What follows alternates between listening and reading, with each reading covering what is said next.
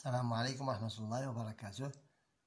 Notre vidéo d'aujourd'hui est la suite de la vidéo précédente qui était unité de mesure de volume et de capacité. Et aujourd'hui, nous passons au solide pour calculer le volume de ces deux solides, le volume, le cube et le parallélépipède du manuel le petit matheux de la classe 6e année de l'enseignement primaire, de la page 44 à la page 45. Maintenant, passons à la page 44. Nous commençons toujours par la première question. J'écris le nombre de petits cubes qu'on voit ici de 1 cm d'arête nécessaire pour remplir la boîte entière cubique de côté. Donc, puisque nous avons ici 4 cubes de la première façade et 4 cubes aussi de la face de côté, et la hauteur aussi, c'est 4 cubes. Donc, je vais multiplier 4 fois 4 fois 4, ça veut dire arête fois arête fois arête. Donc, le volume d'un cube d'arête est V est égal à fois A fois A, ça veut dire l'arête. 4 fois 4 fois 4. Donc, nous avons regroupé 64 cubes entières dans cette boîte. Et maintenant, nous cherchons le volume.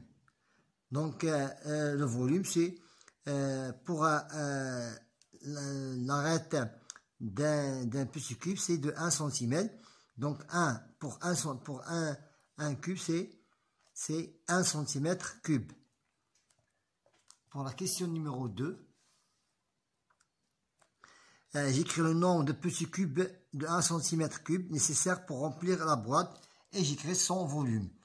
Je trouve ici 1, 2, 3, 4 cubes, ici 4 et ici 3. Je vais multiplier les 3 dimensions entre elles et j'obtiendrai 4 fois 4 fois 3, ça veut dire 16 fois 3 est égal à 48 cubes. La même procédure pour le volume, c'est A fois B fois C, A fois B fois C, 4 fois 4 fois 3 et de 48 au 6 cm cube. Même cube, même volume. La question suivante, passons maintenant au parallélépipède rectangle. Pour le parallélépipède rectangle, j'observe la boîte et je calcule ses dimensions. Ici, une série de cubes de 10 cm. Ici, une série de cubes de 5 cm. Et la hauteur regroupe 4 cm, ça veut dire 4 cubes. Donc, pour chercher le volume, je multiplie la surface de la base, longue fois la, et je la multiplie par la hauteur. D cubes fois 10 cm, pardon, fois 5 fois la hauteur est égal à 200 cm cubes. Mais il nous a dit de calculer de deux manières différentes. Donc, je n'ai qu'à mettre deux bouts, ça veut dire inverser le solide. Ça devient la longueur 5, la largeur 4 et la hauteur c'est 10. Et nous remarquons qu'ils ont les mêmes volumes. Pour la question numéro 4, Ritza a versé 720 cm3 d'eau, c'est le volume, dans un récipient en forme de parallélépipède qu'on voit ici, de dimension 12 cm, 10 cm de largeur, 2 cm de longueur, 10 cm de largeur et 8 cm d'auteur. Donc, je n'ai qu'à chercher le volume que vous voyez ici. Donc, longueur fois la largeur fois la hauteur, ça veut dire 12 multiplié par 10 multiplié par la hauteur. Et j'obtiendrai un volume de 960. Elle est vide maintenant. J'ai rempli combien? J'ai rempli 720 cm3. Donc, le récipient a pour base le rectangle de longueur 2 cm et de largeur 10 cm. Est-ce que le récipient sera rempli? Non. Pourquoi? Parce qu'on a versé seulement 720 et le volume que vous voyez ici a un volume de 960. Donc 960 est plus grand que 720, donc on ne peut pas, non, il n'est pas rempli. Maintenant, nous avons dans la page 45 la suite de la question. Sinon, quel est le niveau d'eau dans le récipient? Nous parlons maintenant de la hauteur, ça veut dire le niveau d'eau. Je n'ai qu'à diviser le volume, ça veut dire 720, fois les deux dimensions, ça veut dire 12 fois 10. 12 fois 10, ça veut dire, voilà, je multiplie 12 fois 10, j'obtiendrai par exemple 120, 720 divisé par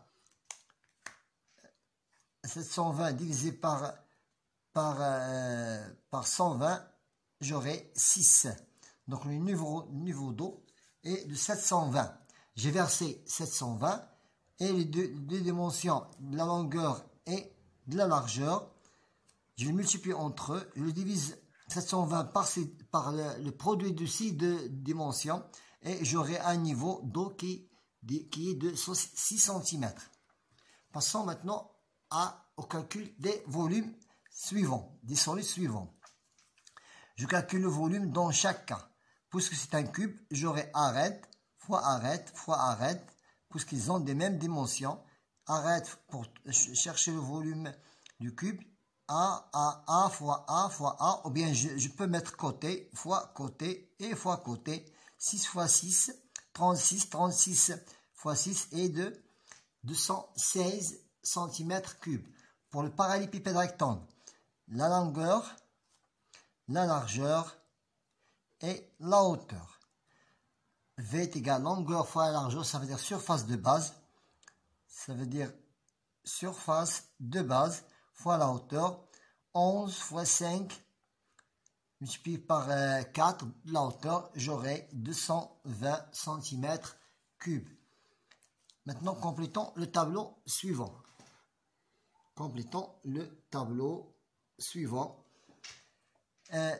Je travaille verticalement. Qu'est-ce qu'il manque? Il manque le volume.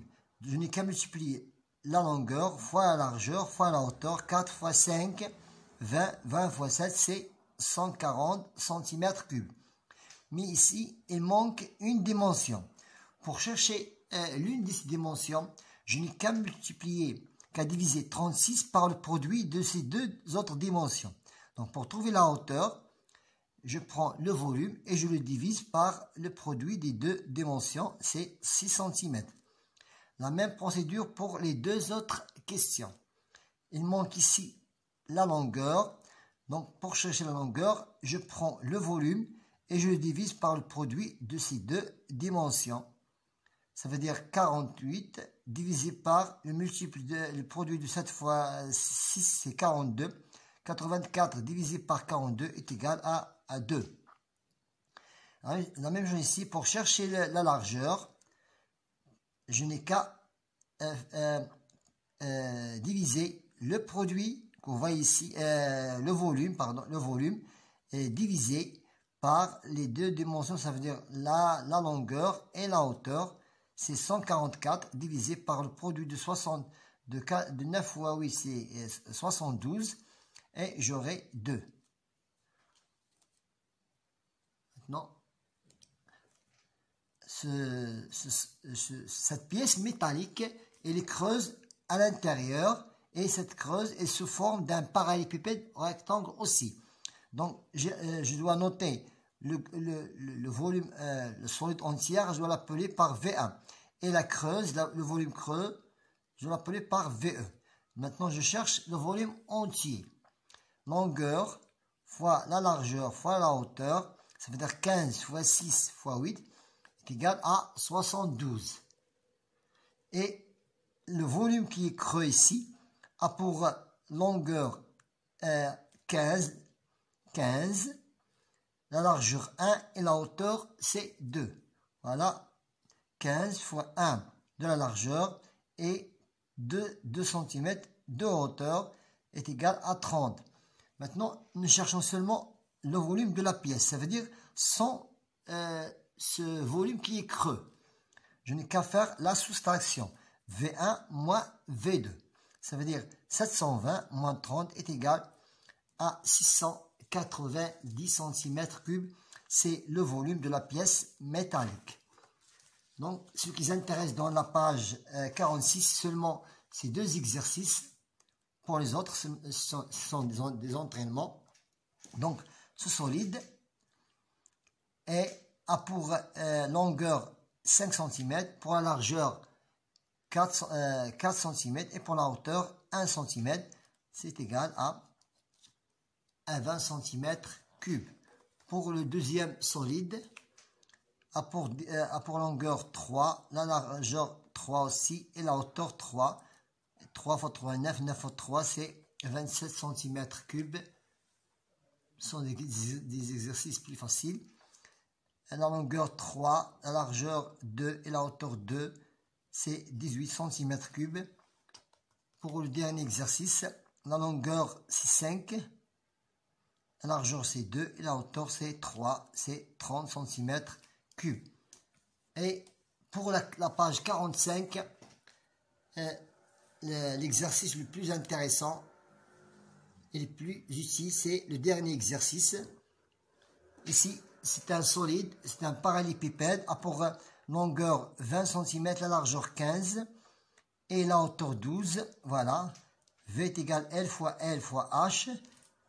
20 fois 15 fois 12 est égal à 3600 cm3. Ici, nous avons un solide. Je l'ai appelé V1. Et le niveau d'eau est de V2. Je prends le solide entier, c'est 25 fois 20 fois 15. 25 est égal à 7500. Comment faire pour trouver le niveau d'eau? Je mets longueur 25, largeur 20 et la hauteur c'est 10, donc c'est 5000. Voilà.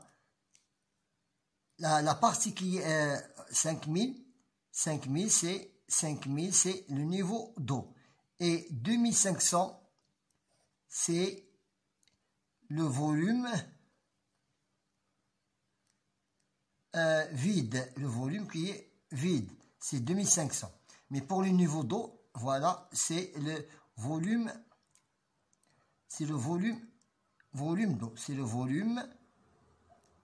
le volume d'eau. Pour le dernier exercice, nous cherchons le volume entier. Je l'appelle V1, c'est 15 fois 12 fois 35 est égal à 6300. Et je cherche la hauteur. Je cherche la hauteur de ce niveau. Je n'ai qu'à soustraire 35 moins 10 est égal à 25. Donc 25, c'est la hauteur du niveau d'eau. Donc je prends, donc maintenant c'est facile de chercher le volume d'eau. 15 fois 12 fois 25, ça veut dire la hauteur du niveau d'eau est égale à 4500 cm3. Ce sont des exercices plus utiles et ils sont ici expliqués en détail. Voilà, nous avons terminé avec notre séance d'aujourd'hui qui était le volume du cube et du parallélépipède rectangle. Bon courage.